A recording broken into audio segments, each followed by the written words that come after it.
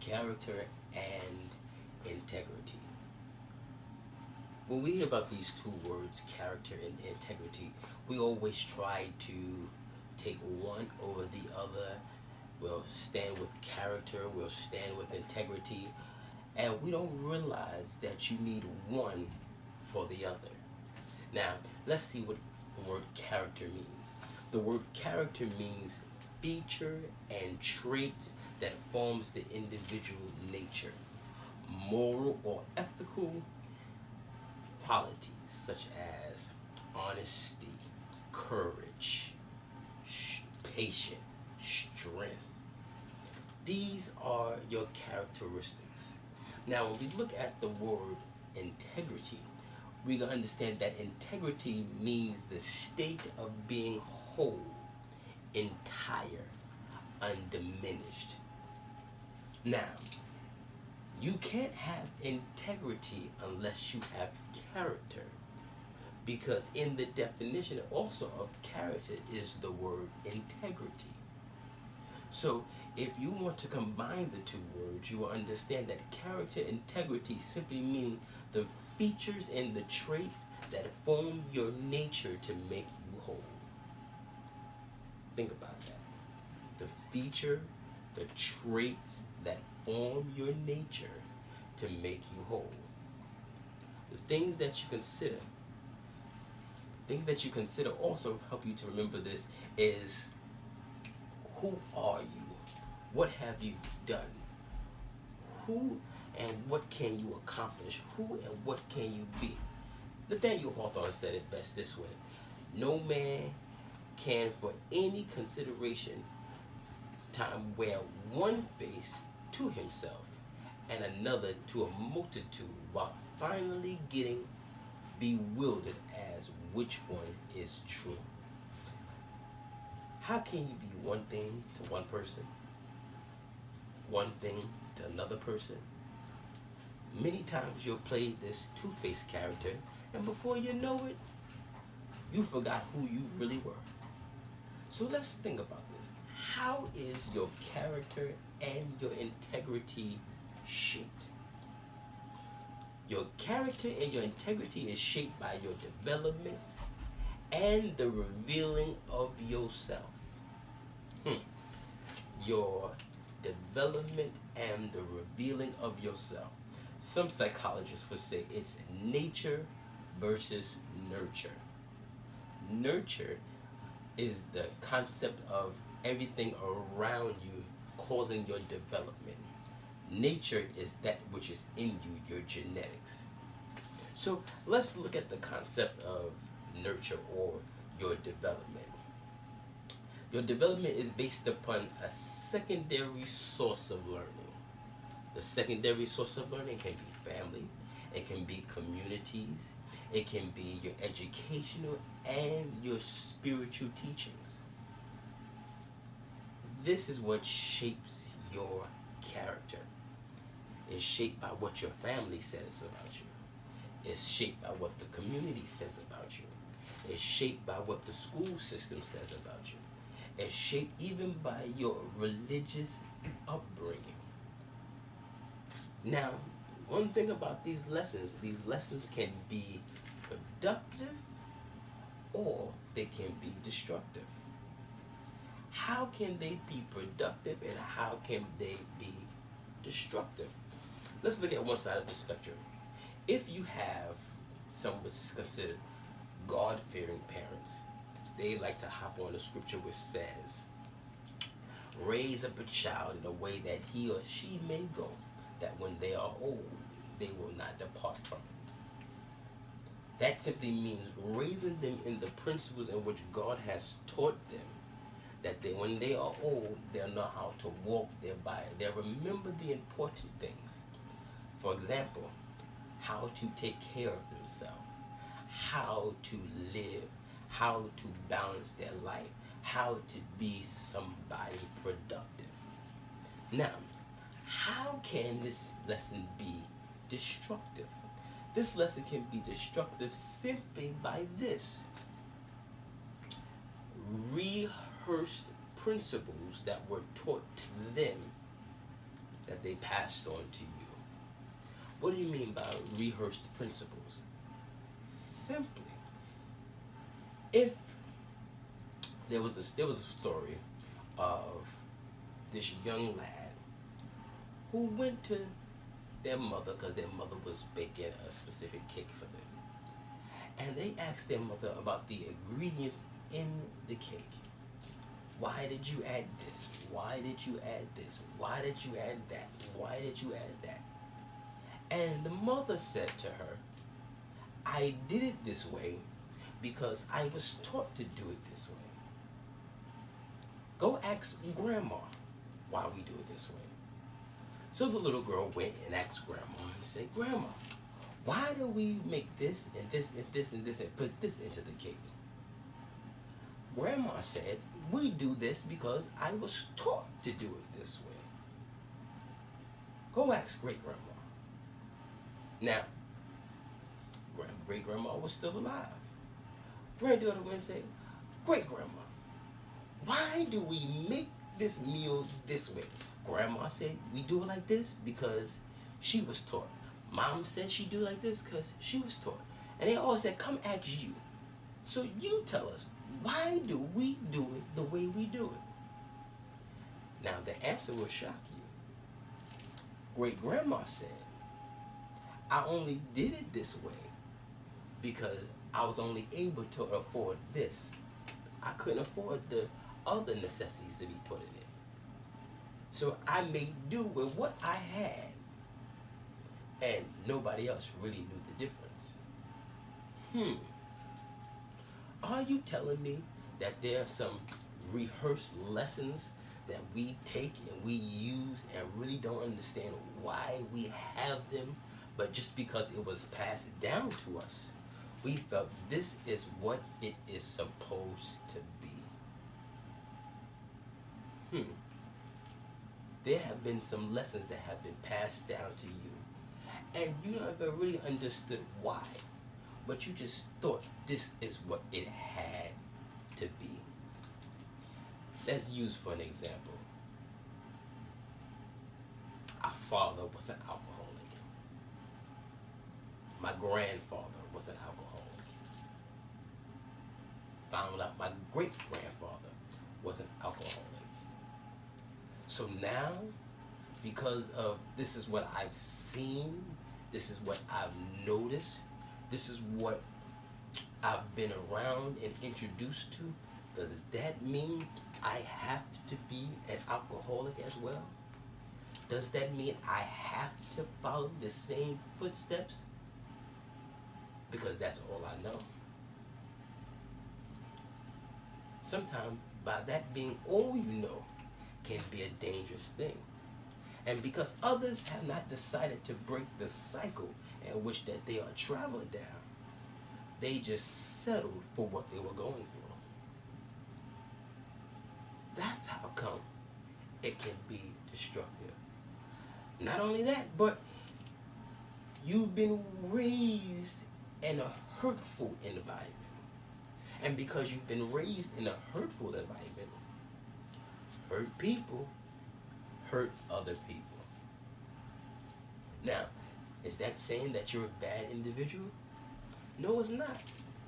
It simply says that the effects of your development was exposed in unbelievable behavior. Does that mean you are a bad person? Absolutely not. Can you change? Yes, you can. But secondary sources affects your development. It affects your character. And because of these secondary sources, you start to think and to believe and to feel that maybe this is the road you need to go down. Maybe this is the path that you need to take. Now, we've talked about the secondary sources of your development. Let's talk about the primary source of your development. I said it's the revealing of your inner self. The revealing of your inner self. What do you mean by the revealing of your inner self? Some things about you will never be told to you until it's revealed in you. You have never known you did not like chocolate until you ate it.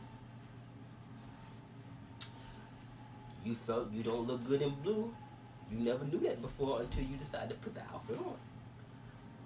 Certain things are revealed to you, and then you'll be able to come to the conclusion of, this is what I like, this is what I don't like, this is who I am, this is who I'm not, because it's revealed in you. Now, when it's revealed into you, your primary resource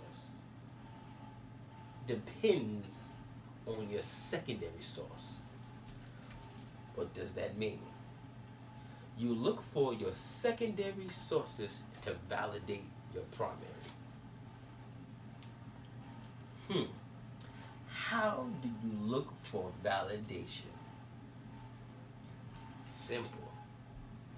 If you come to the conclusion of yourself that you don't like this, and you don't want to do this, and you don't want to do this, you don't want to do this, if you're not too sure about it yourself, you will come across a family member, a community member, the educational system, or even the spiritual learning center.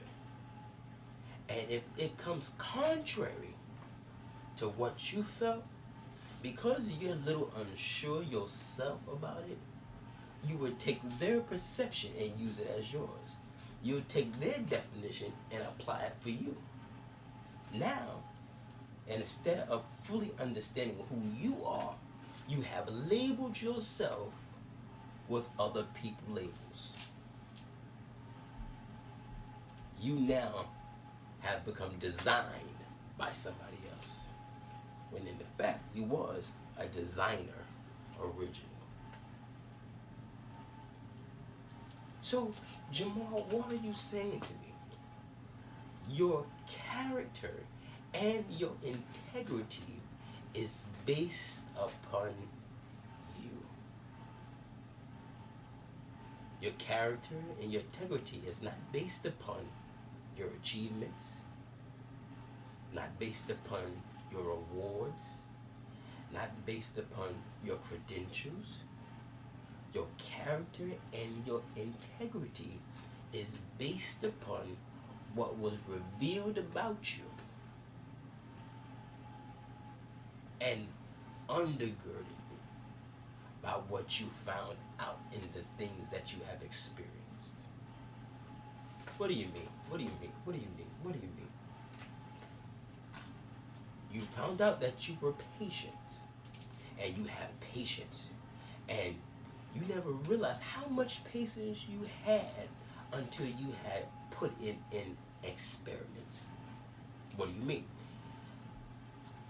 You didn't realize how patient you were until you were babysitting 3 or 4 kids.